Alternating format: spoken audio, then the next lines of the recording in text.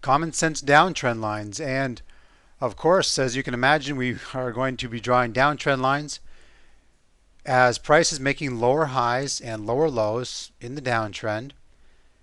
And sometimes when we look at charts, it can be very difficult to distinguish some very discrete trends, whether prices making lower highs and lower lows, or lower uh, or higher highs and higher lows. And this, of course, looks very nice when it's drawn out like this on a page, but sometimes it can be very tricky. But the idea, of course, of learning these various tools is to help us to identify which are significant trends and which are sort of trends within inside of trends. And but we're going to be applying our downtrend lines on, of course, on primary downtrends on all time frames.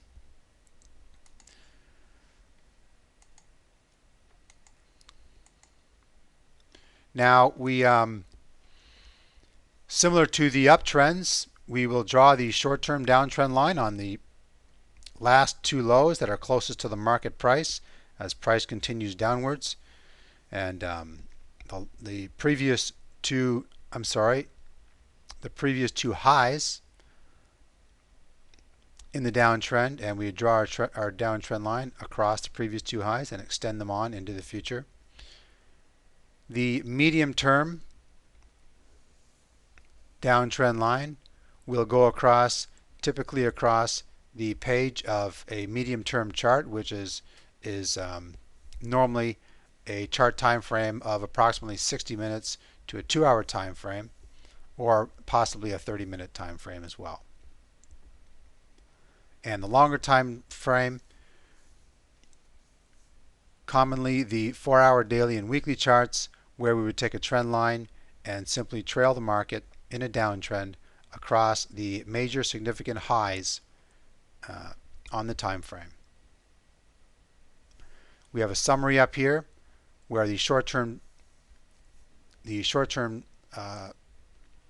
trend line, downtrend line, will be drawn across the highs of charts on typically a 15-minute, 30-minute, or possibly a 60-minute. The medium downtrend line, often drawn on a 60-minute, 2-hour time frame, and the long-term trend line on a 4-hour daily and weekly chart.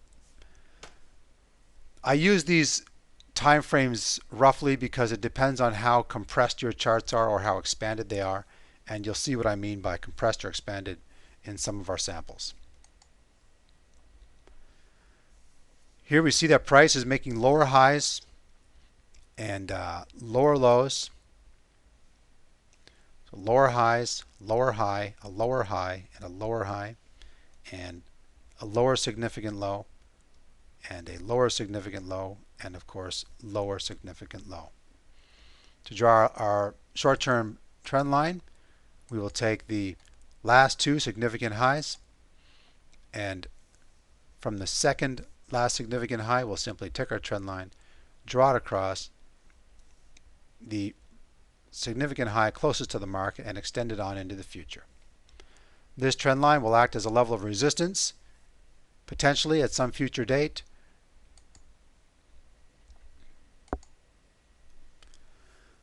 Looking at a medium-term downtrend line, we are on a 2-hour time frame, and first we will always have our short-term trend line in place because it is going to be used as a guide to pick up on certain pattern formations, as you'll see when we look at chart patterns. But the short-term time frame, of course, drawn across the last two significant highs on the chart, and the medium-term downtrend line will be drawn on the previous significant highs that occupy the entire page on this 2-hour chart.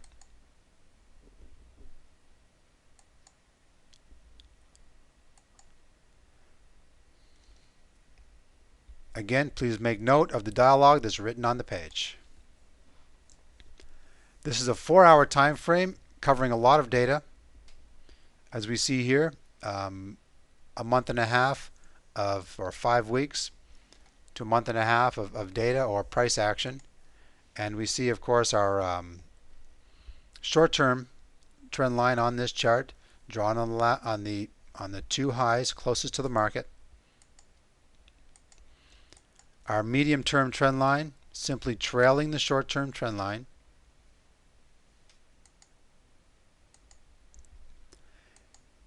And we have a medium to longer term trend line taken from the highest high on the left-hand side of the page and drawn across the significant highs across the page, down, extended on into the future.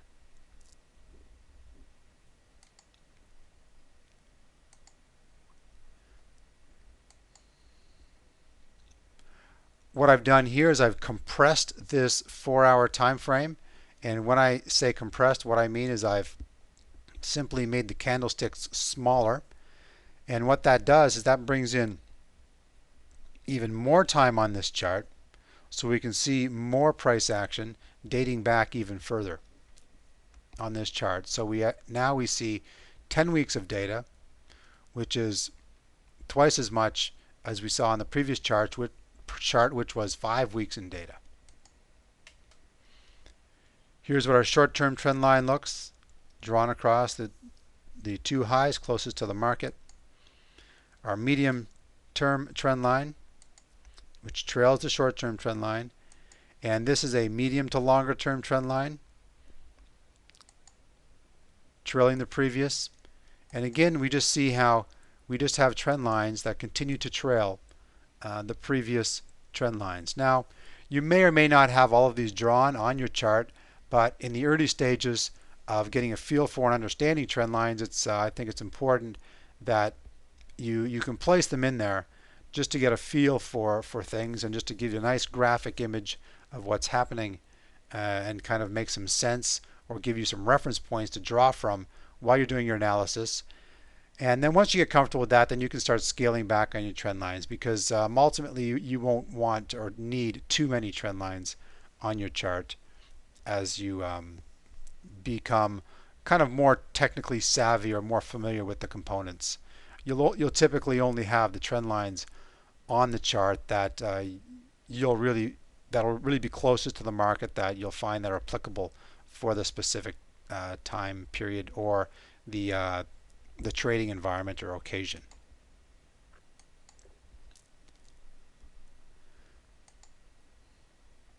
This is another example of a 4-hour chart compressed. We see a significant amount of data here. We see approximately 8 months in data now, and compressed quite a bit, about as much as you can compress a chart.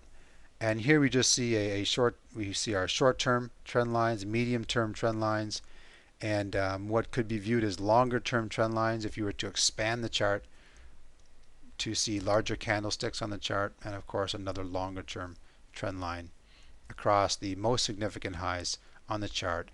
And these downtrend lines, as we see prices making on the long term, prices making lower lows and lower highs. And we see here on this longer term, lower lows, lower highs, lower lows into the medium term, and in the short term, lower lows and lower highs, as the trend lines offer levels of resistance to the market.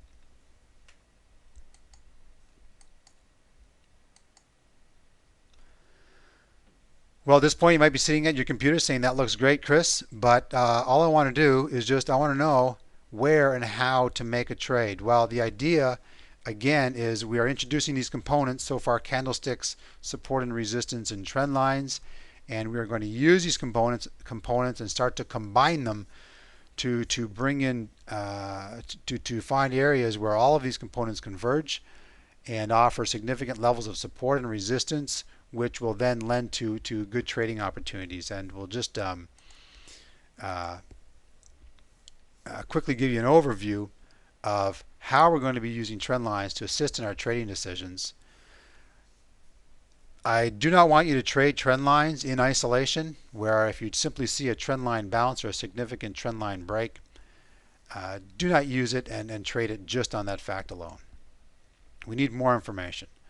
We need additional factors to converge with the trend line in order to trade a trend line bounce or break. point we need to note is, has the market run a significant trend that appears to be on the verge of breaking down? And trend lines are a good reference point to determine whether price is breaking down or whether it will offer support or resistance to a continuation pattern in the trend. Trend lines are a handy tool to simply map out price action, and you'll see, as we will cover, as when we cover chart patterns, they're absolutely an effective tool in helping us to map out our chart patterns to determine execution and management of trades. Ultimately, does the trend line converge with other levels of support and resistance which contribute to key levels where the market could bounce? Or if we identify a key level, a break of this level may also set up a trade if a pattern suggests a trend line reversal may be coming into fruition. And in this case, a trend line break can be a confirmation that the trend is reversing. For example, we will see some of these things in the head and shoulders sections and pennants and so forth. But major trend line breaks, your medium and longer term trend lines, when they break, they can lend to significant reversal moves that we will want to capitalize on. We will be discussing more on convergences later as we start to bring together all of these components into your trading program. A quick look at a convergence. We see here this trend line that moves across these lows and extends into the future. And if you recall our lesson on resistance that becomes support, you see here how price moved above resistance, now offering support. Price consolidates on this level of support, which was previous resistance, and it converges with this trend line right here. As the two converge, this offers a more significant level of support, and as we see price at the open of this session moved upwards at this technical convergence. So this is a basic summary of what I mean by convergence. Alternatively, another use for trend lines is as seen on this 4-hour chart. We see here as price has been making higher highs and higher lows, and then we get a more parabolic trend in this uptrend as price makes a significant move upwards, making higher highs and higher lows. We see here how this level of resistance became support, and again resistance became support, and right here where this resistance offers support, price breaks through that support as well as our angular level of support, which is this trend line, and boom, it generates a significant move. And then price comes back up, it rallies. You see this level of support right here? Price rallies, touches that levels of support, and then makes another down move. Here it rallies for whatever reason, and we see a further breakdown of the trend. You see this rally right here. This is what we call a failed attempt at new highs, and it's a weak attempt at new highs, and price again starts to fade, and this long-term trend line here is broken. Price comes back up, tests the backside before it finally gets exhausted and decides it wears out the bulls, and then the selling starts to pick up and accelerate while the buying fades, and we see a significant down move on this overall reversal. And this is one manner in which I like to use trend lines, is when we start to see a breakdown in significant trends, because we often can see an accelerated and generous move in the opposite direction.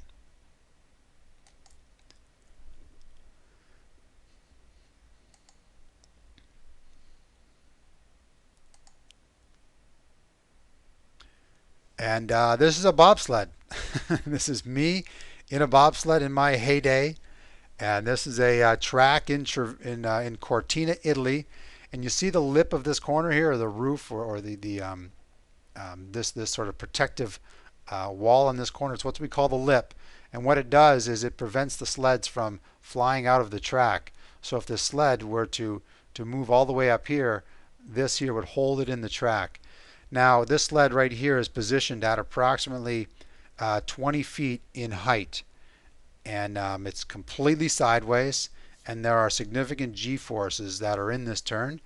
The g-forces are approximately 5 to 5.5 g-forces that we're pulling through that turn, and we're moving at about 130 kilometers an hour in that corner, which is approximately just under 90 miles an hour.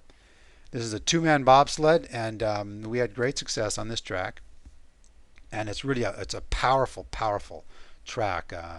And when you have the opportunity to go into a bobsled, you're just in this object. I'm the guy at the front here. I'm the driver, and this is my scared little brakeman who's got all his trust and faith in my hands. And if you are to sit in the back of a bobsled, then all of your confidence must be in the driver, because he is the one in control, and you're in this object that has incredible power and force, and it's beyond your control, and it is just there is extreme and phenomenal power in this object, speed and g-forces combined, just as the sled, like for example, at this point in this course, the sled is just sucking this guy right into the bottom of the sled, and as strong as he is, he would have great difficulty to lift his head up at this point, because the forces are so powerful at this stage. And of course, I'm the one who's got to manage the pressure, the g-forces through the corners, and release the sled out of the corner with optimal speed, and safety, which is secondary to speed. But in any event, that's a bobsled. These here are the runner blades. They're about $10,000 to $20,000 a set, and I designed my own runner blades. Anyway, we try to have an event every year in Calgary, and bring you all up to join us for some bobsledding and to learn some FX trading, and hopefully you'll be able to join us one year. And that's all I'll talk about on that for now. Maybe we'll cover some more of it in some of our other slides and sections. We were overall World Cup champions, and we did very well, and it was great fun. But now I'm a trader, and as you can see, this is where I got my training in psychology in the markets, is here on the bobsled track. Thanks very much, and see you in the next section.